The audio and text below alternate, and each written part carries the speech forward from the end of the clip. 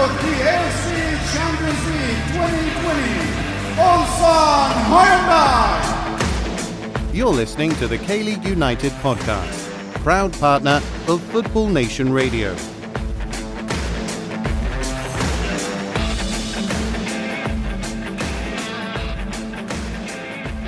All right, Osmar, thank you very much for your time. Thank you for joining us. How are you? Hi, thank you. I'm okay. I'm all right. Thinking about the team and the last results and everything. So I'm thinking how can I help the team. So let's see if you can overcome the situation. For sure. I mean, you're not the captain anymore, but you are a senior player. You've been there for a long time. You do have that kind of responsibility to be able to try and lead the team out of difficult times. Yeah, true. I don't know what the club or the coach wants from me, but I put this responsibility on me. I think it's important for the team that a player like me speak up, help, and talk to the players sometimes in private, give my opinion. I think it's important, and I think it's good for the team. Of course, I understand there are limits. I cannot go or lines I cannot cross, but that's why you have experienced players on the team to be able to speak out sometimes. For sure. Well, also you made your 200th appearance in the K-League, so congratulations on that. Did you know that this record was coming up soon? I knew because people start talking on SNS, but I don't keep counting. I honestly didn't know, but my wife told me something few months ago, or even before the season started. She told me that I was like 11 or 12 games away from the 200, and I didn't realize it happened so quick. And when I think back, like, wow, 200, and a season is only 38 games. And only once I played full time. The time just fly. Yeah, it really does. When you came to K-League in 2014, did you think or did you see that you would stay here this long? No, that's for sure. I didn't think I was going to stay this long. Even though I signed 3+1 year at first. When I first came, Seoul came from playing the Champions League final against Wonso. And, Molina, Dejan, Scudero, or of course some Korean like Myeonjin, Chingyu, Chaduri, Hadesan, he left. So the team was great. And for me, I spent my first season thinking that I was not going to stay there because I couldn't reach the level that I needed. And well, when everything started to work out for me, then I was thinking that maybe I could leave for another team because it was when all this China boom, and it happens. You wanna chase that opportunities. So I was thinking, I'm playing now well in FC Seoul, and maybe now I can get a good offer. Especially in 2016, I was the captain, and then we won the league. So I was thinking that maybe I could get a good offer, but then I gave up on this, and then start thinking again about staying here and coming back after Japan. And all I was thinking was stay here, finishing here my football. But once again, I finished my contract this year, and let's see. This is not only something that it's not just up to me. Many parties that we have to agree. Full things. Yeah, exactly. Well, let's just go back to end of 2013. Obviously, you moved from Thailand. You had a good spell in Thailand. You won league titles, won cups and stuff. It would have been very easy to stay there. But why did you move to the K-League? Well, I have to go a little bit back because when I first came to Thailand, I didn't know anything about football in Asia and in Thailand either. I signed because my situation in Spain was not good. My club got relegated. My teammates were having salaries down and not finding another clubs. It was a mess, and I didn't play much in Spain. So when I moved to Thailand, I didn't know much. And once I was there, I was told that the Champions League, the Asian Champions League, was huge here, like a big change and can give you new contracts and everything because everybody watch, especially foreign players in any team. Everybody watches. So when I was in Thailand, I started following Asia football, and of course, I noticed that the J League, K League were the best leagues, and then I faced FC Seoul in Champions League, and I just fell in love. They were so good playing, and I imagine myself living in Seoul in a huge city like this, and it was like a dream. And then I start thinking that Thailand would be a great opportunity to give me a chance to open into to Asia football and trying to reach out the biggest clubs in Asia. Same thing when you are in Europe. Every young player wants to reach out, and Real Madrid, Manchester, and this. And back then, FC Seoul was one of the probably top 3, top 5 clubs there. So I wanted to come here. So you only really had interest in FC Seoul. I mean, there must have been other teams that wanted you. As soon as FC Seoul got interested, there must have been other teams in the K League that might have wanted to sign you back then. Actually, there was a contact with every single team that I played against them in Champions League. When I played in Buriram in Thailand, maybe nothing official, but contact and calls and messages. With Vegalta Sendai I played, with Jiangsu, then with Bunjotkhor from Uzbekistan, with Esteghlal from Iran. Everybody asked, "Hey, who are you?" All of a sudden, one foreign comes to Thailand, and Thai team gets to the quarterfinals. It's like, whoa! But then Seoul didn't contact at first. Interesting. And I told my agent, I want to come here. I want to come to FC Seoul. And some people told me that it was too big, too much. They didn't sign people from Thailand. They didn't sign anybody from Thailand back then. Nobody from Spain. It was a market they don't know. They know much better Serbia players or Brazilians. And they recommend me to come some other small team. I don't know, some maybe second division or something, and play good and try to sign for them. But then the former coach, Cheon-soo, wanted to make some changes. And then Adilson retired. So everything started to match. And then I got a call from them, and I was like, "Ooh, now, yeah, okay, let's do it." Nice. So obviously that would have been a great bit of news for you. What was your first impressions of the club in terms of the size? Like when you arrived and you went to the stadium and stuff like that. What were your first impressions of the club? Well, for me, it was huge club.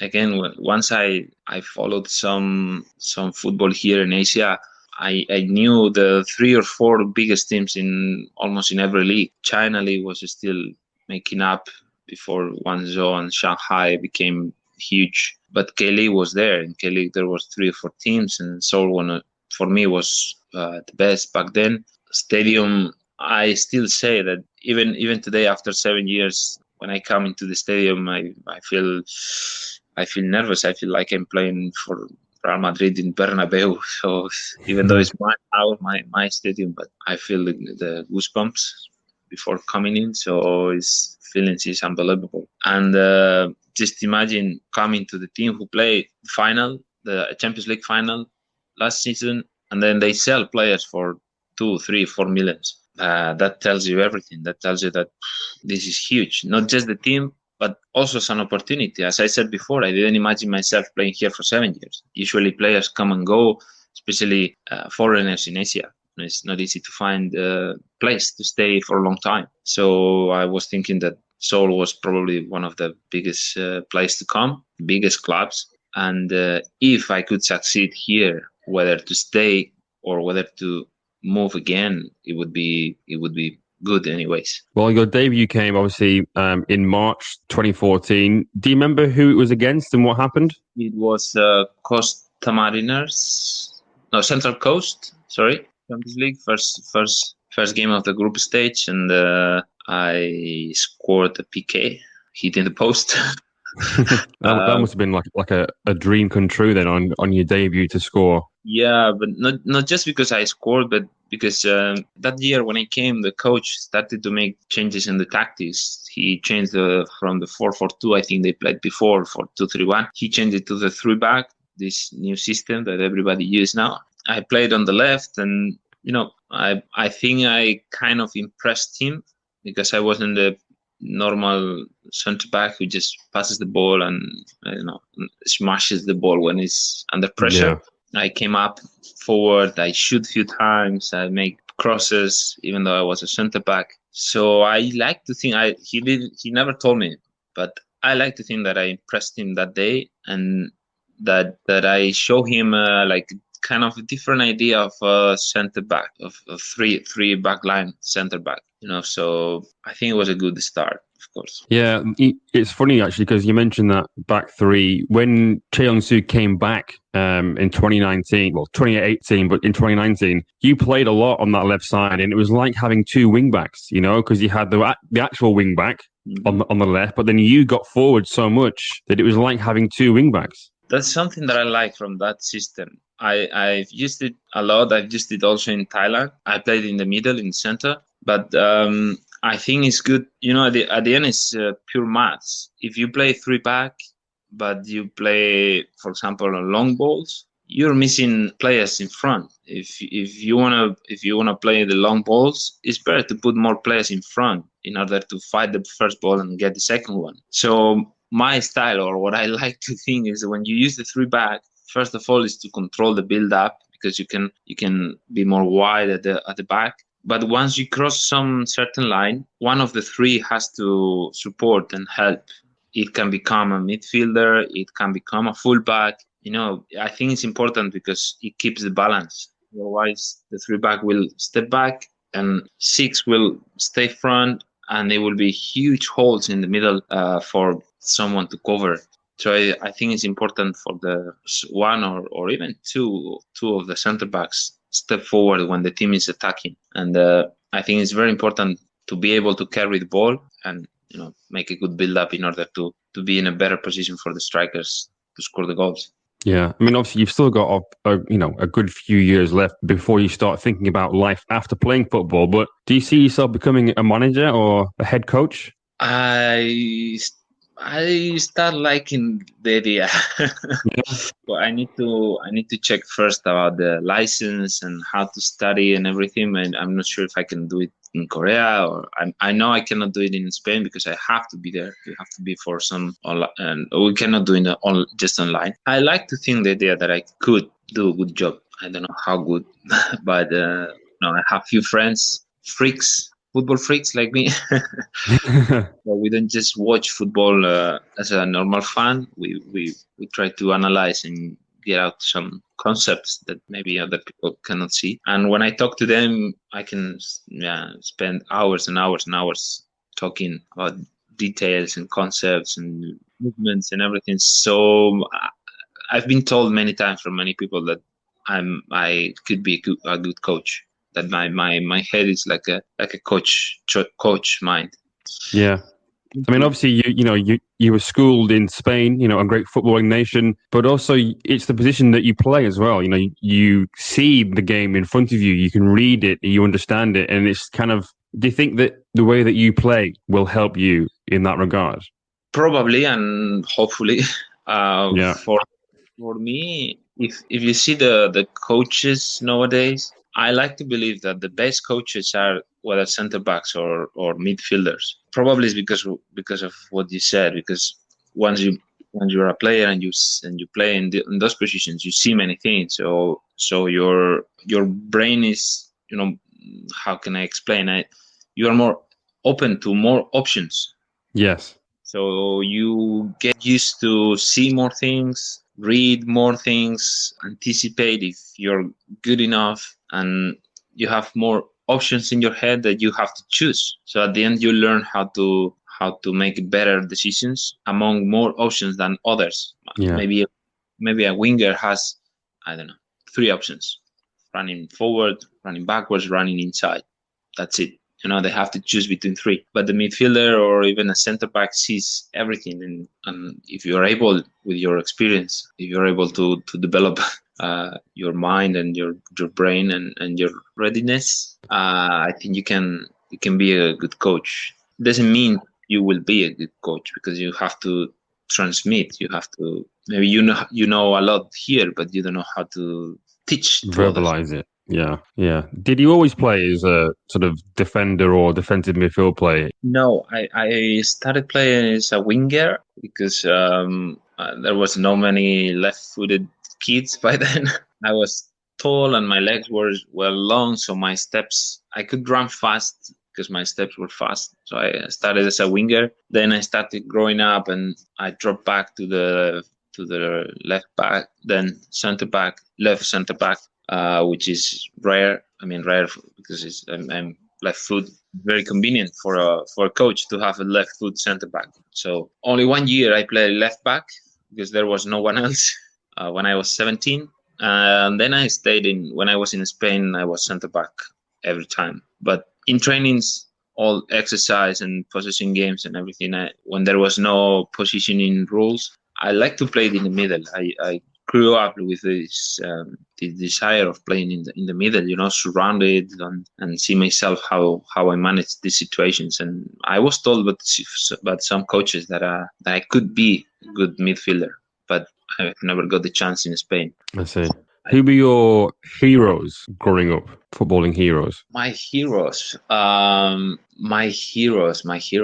Footballers from when, back in Spain that you really admired, that you liked their style of play, maybe somebody that you wanted to play like?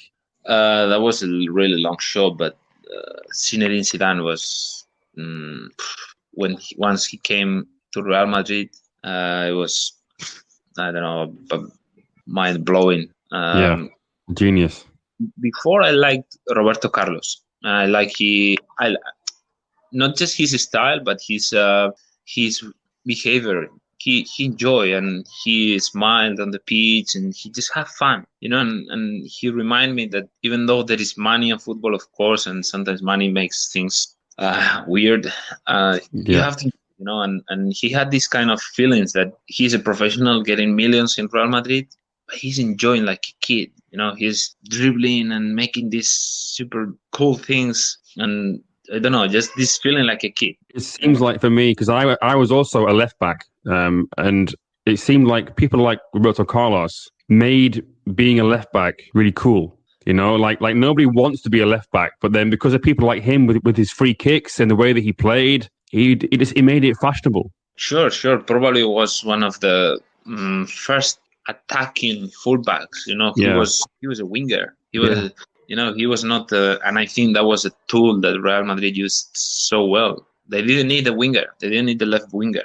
They had him. So if I remember well, I think Zidane used to play on the left, like like in the board. You put him on the left, but he came inside because he had Roberto Carlos on the side. I think maybe there was one of the first who change this fullback role, and nowadays fullback is huge player in the team. Is not just a normal defender. You need your fullback to overlap, to cross, to make points, to attack, So and I think he was one of the first fullbacks in showing this kind of skill. Yeah. Going back to the K-League for a minute, obviously you made your K-League debut. I think it was against the Jeonnam Dragons. I think it was the first game of the 2014 season. But what were your first impressions of the K-League and the style of football? Obviously, you've been in Thailand for a while. What was the style? What was the differences that you noticed? Well, I noticed after I understood it differently, but the intensity was much higher than Thailand. Even though there are spaces between the lines, in Thailand is bigger. The space between defense line, midfield lines, striker lines is huge. And here is also big. I'm talking because I'm Spanish, and in Spain we like tight lines, space. I see there is a space here in Korea, but when I first came, I was like, wow, there's so much space, but the player approached so fast to you. It's not that there is a lot of space. You can play easy. It's okay. There is a lot of space, but within 2 seconds, the player comes to you. And sometimes there is no. Sometimes I thought that there was no sense. So how some teams or how some player press, because they press left, right, center, but then you realize like, oof, they are going to die after 60 minutes, but they don't. And it makes you, if you don't adapt quick, if you don't speed up your tempo, they can run over you. Yeah, that's something that a lot of players say, is that it's just so quick and so intense, and it's something that takes foreign players by surprise. It's very, very physical. The thing is, for me, it's too quick, but this is what I think now. Back then, I didn't have the same idea, but now sometimes it's too quick, but it's too straight. If you see in other games like Premier League, the tempo is quick, but the ball goes side, front, back, side, diagonal, all directions. And sometimes I feel that Korea player, once he gets the ball, he looks forward first, and even though maybe there is no way to go forward, they keep trying. Yeah. I think sometimes people don't realize that you don't always have to go forward. As long as you keep the ball, that's the main thing. Well, that's Spanish philosophy. Yeah. This is the thing. I think I don't know two more different styles of football than Spanish one and Korean. Maybe that's why I did well here. I catch the Korean idea quick. I adapt, but I'm using my way in order to balance, the Korean way. So I like to think that the mix of both of them went good for me. Yeah, for sure. I see that's a big point. That I see probably even better players than me coming here, but somehow they don't last long, or I don't know what happens. But adaptation, I think, is everything, and I think you don't have to give up your own style, but you have to adjust to the Korean style as well. So you have to balance a little bit that way. You've scored quite a lot of goals for a defensive player. Are you happy with the amount of goals that you've scored? Would you like to have scored more? I would like to score more in set pieces. Sometimes I'm told, by the coaches that they want me to score more in set pieces. Maybe I don't know how. I don't know. Set pieces is something very precise. Cross, the timing, that you have to be fighting with the opponent. This is something I would like to do more in order to help the team. But overall, I'm okay with the goals I scored. I know it's not my thing, score goals. Of course, if I can help, that's good. But it's not something that I'm thinking too much of. But truth is, in the last years, we didn't find a proper foreign who make big difference like Seoul used to have, like Dejan, Molina.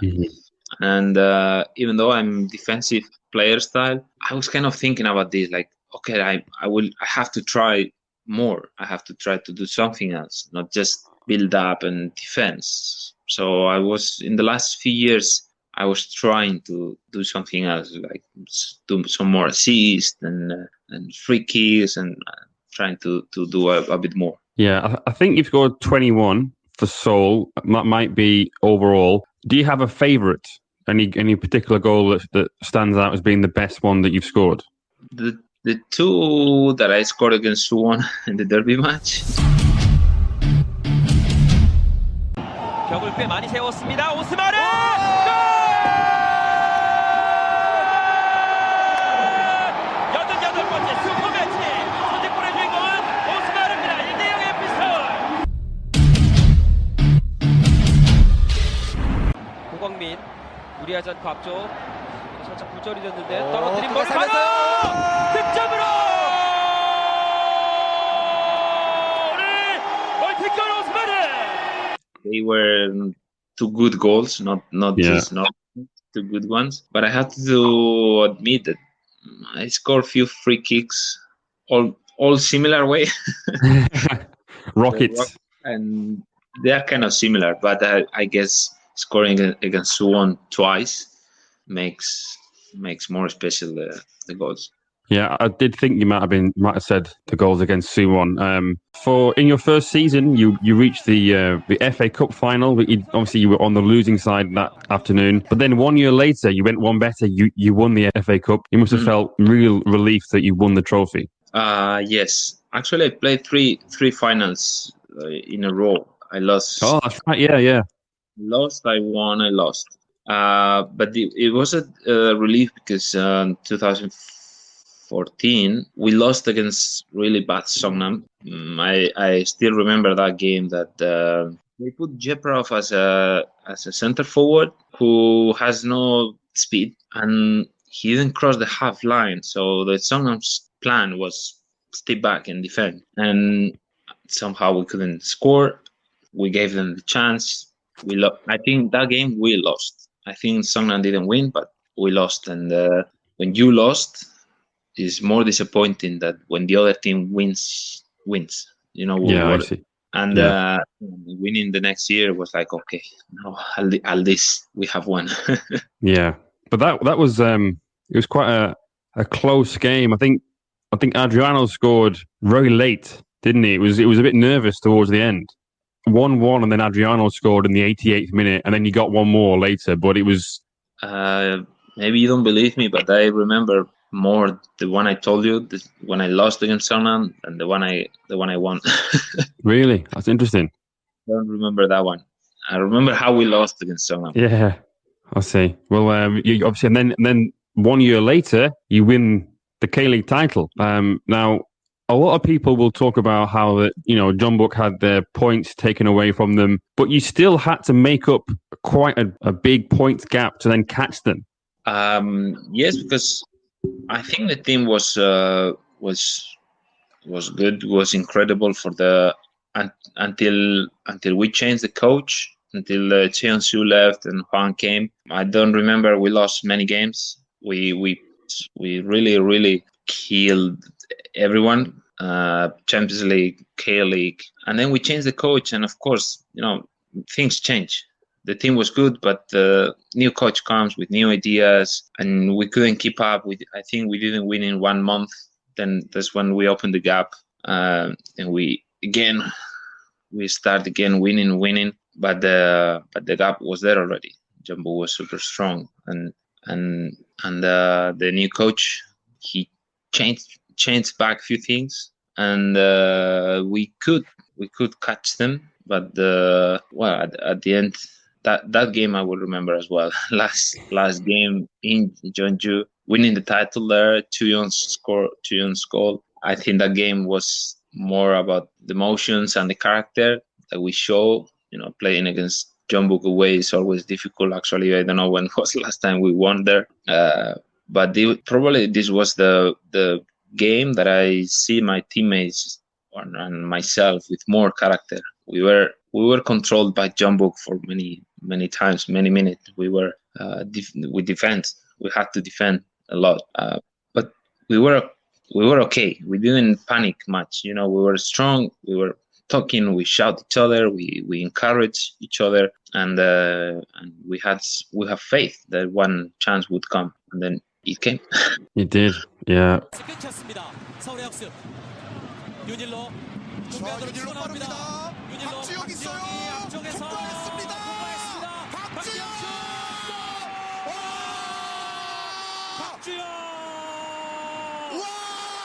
박주영 선수 유니폼을 패대기 쳤어요.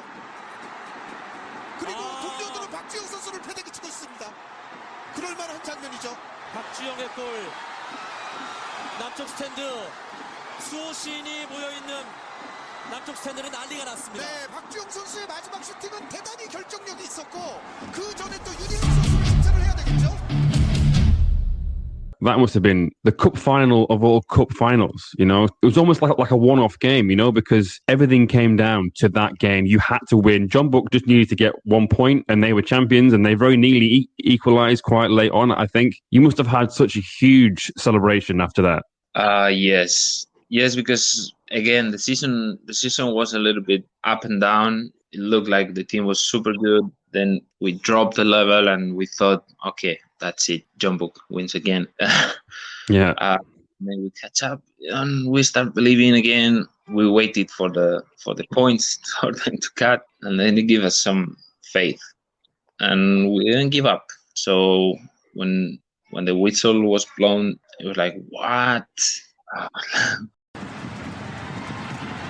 자, 갑니다. 어떻게 됩니까? 자, 그대로 끝났어요. 경기가 끝납니다. 서울이 우승했습니다. 2016 K리그 클래식 챔피언 FC 서울입니다. 아, 정말 말씀드렸던 대로 전국이 길고 긴 시간 연속 무패와 더불어서 1위를 달려왔는데. Really, and for me more because I was the captain this year. I had to.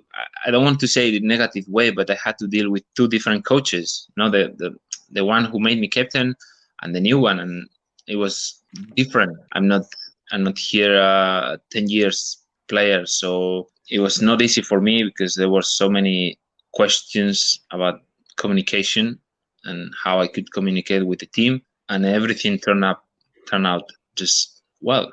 We won the league. We reached the semi-final of Champions League.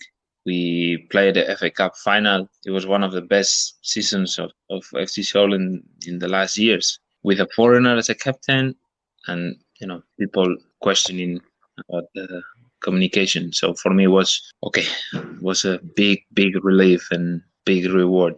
That must have been the happiest moment of your football career so far, surely. Yes, probably. Yeah, incredible. So, yeah, what was it like being the captain of such a huge team like FC Seoul and as a foreigner? I mean, how did the coach first approach you and say, Osmar, this season you're going to be my captain? It was not easy for him, honestly. I have to thank him, and I will always thank him for what he did for me a few times already. I cannot forget Jeonsu signed me twice and gave me a captain this year. It was not easy because, again, a lot of people was saying, oh, yeah, Osmar is a good leader, but how will he communicate? This current style. Current style is shouting and making bad words to young players. And how is he going to talk to the team? And I think I showed him, and probably I showed the team, that I was a leader by example more than using my words. I use my facts, and the way I trained, the way I played, and of course I talked to them maybe so much. Maybe some players will say that I talk too much, but I learned how to communicate. Short, precise, and not start talking too long. I had to make everything short and just be precise with the information I wanted to give. I see. Do you? Because obviously the coach will have a team talk before the game, halftime. Did this happen to you as well? Before you guys went out onto the pitch, did you have to say a few words as the captain? Not just before, but once we are in the locker room, even today, I like to speak with some players while we are getting changed, and the hour before we start the warm up. Right before the game, just some encouraging words, normal like fighting and these things. But I let that was the best point of Jeonsu and me. I think we understood each other with no communication. So I gave him his time. I knew when it was the time for him to talk, and he gave me some times as well, time for the captain to talk. And it was a good connection. Obviously, you mentioned just a bit earlier that you had that season in the J League. What was that like? How was it? How did the coach say to you, okay, Osmar, we had an offer from Osaka, we want you to go? How did you feel when that was said to you? I didn't feel bad at all because I came from not a good moment in 2017. Things started to change. I didn't feel right anymore here at Seoul, and I was sad. I didn't enjoy. I didn't. First of all, I have to enjoy playing football. If I don't enjoy, I'm not doing anything here. And if I don't enjoy playing for my team, for the team that I once wanted to come, there's no point for me to be here. We had a meeting, and it was smooth. I didn't. It was like a mutual agreement. There was no a good situation for both of us, and I believe if I stay here, I wouldn't that I don't know, playing bad or even making problems. My head was, I don't know, many things happened, and Yeah. the best thing for both, it was for me to leave, enjoy J League the way I enjoyed, learned, and hope for the another chance. Hope for the future to meet again. Yeah, obviously it must have been quite difficult for you because you love the club, but you were in Osaka and in Seoul, the team are doing quite badly. They're sort of very nearly got relegated. It must have been quite difficult to watch that from afar. Yes, it was really appointment, and I see the team couldn't change that, and I was like, how just how Yeah. how did this happen? 2 years ago, we were super huge and strong team. We won league. We played FA Cup final. We played semi-final of Champions League, and we were such a strong team 2 years ago. How we can be in this situation right now? And it was harder at the end of the season when I talked to the coach again, Su, and he told me that he wanted me back. We start talking with the club as well, and with Osaka, with Seoul, with both. We start making everything up, and I see they couldn't win, and they couldn't save the category, and then they play the playoff. So no, it was incredible because they needed to get 1 point from their last 2 games, but they lost both 1-0. Incheon at home, I was at that game. And then Sangju, who were the other team. And because of that 1 goal, it meant that Sangju were above Seoul on goals scored. And it was just, like you said, how have this team slipped to 11th in the table? That was, I guess that's something we have to learn from. We can see what was going on, what happened during the season, how the players played, what happened inside and outside, a lot of things, because at the end, when you end up there at the end of the season, it's not because you lost 1 game or because you did 1 thing wrong. I'm sure 1,000 things went wrong that season. If not, we would finish middle table, and that's it. But end up there, a lot of things went wrong. How do you think things have gone since you came back? Obviously, 2019 was a lot better. You finished 3rd back in the Champions League. But since then, how do you think FC Seoul have been in the last sort of year and a half? Not well either. No, something is not working well as it should or as I would like. I can just point at what, because again, it's probably a chain of many things. But the thing is, every single game, before a game, I wake up in the hotel or at home with so much hope, that okay, from today things are going to change. And then last year really was so tough, and somehow when you want to be a football player comes with a pressure. That's it, and you feel so many things. You feel joy, you feel frustrated sometimes, you feel disappointed, you feel so many things, and many things are bad.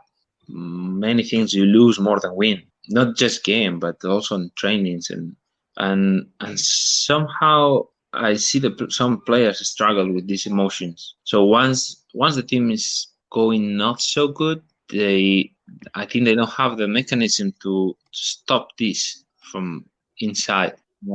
It's difficult for them to change that. Once they start playing bad or missing, they cannot just forget and keep going.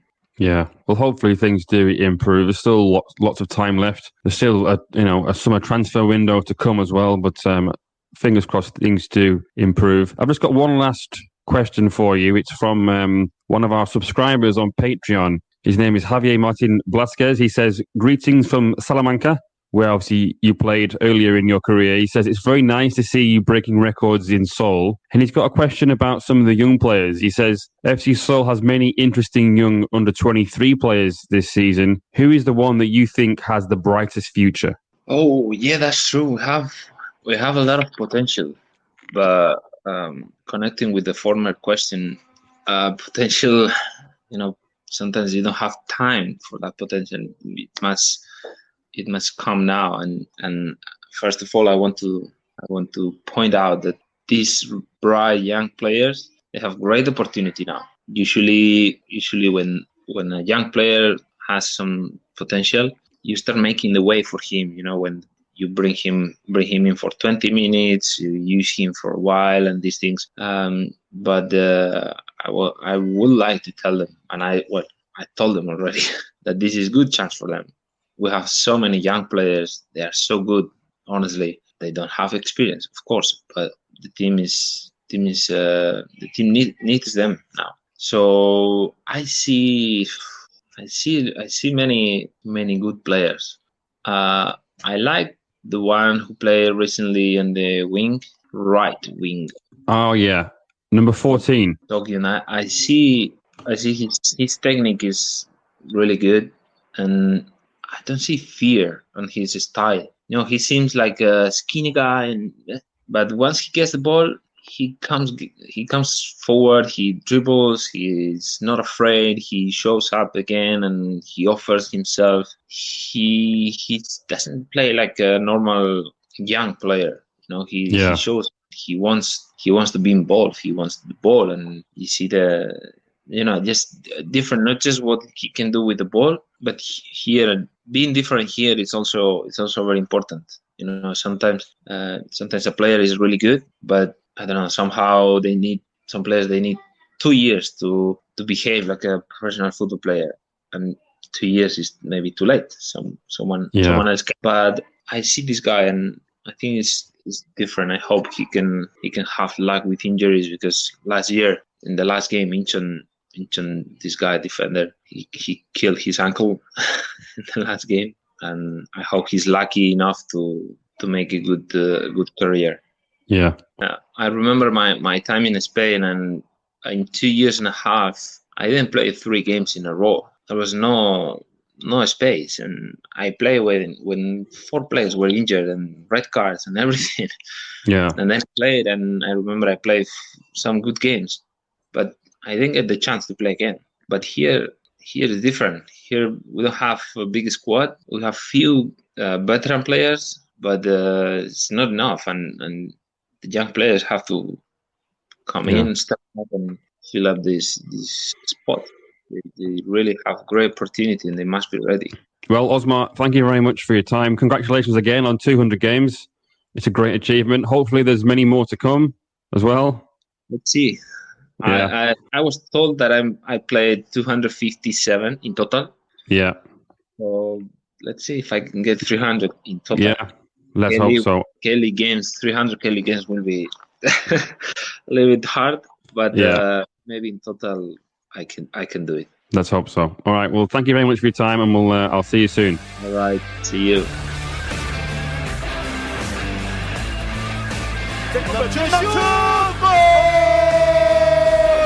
스코어 2대0 김남춘의 추가골. 지금 이준영 선수가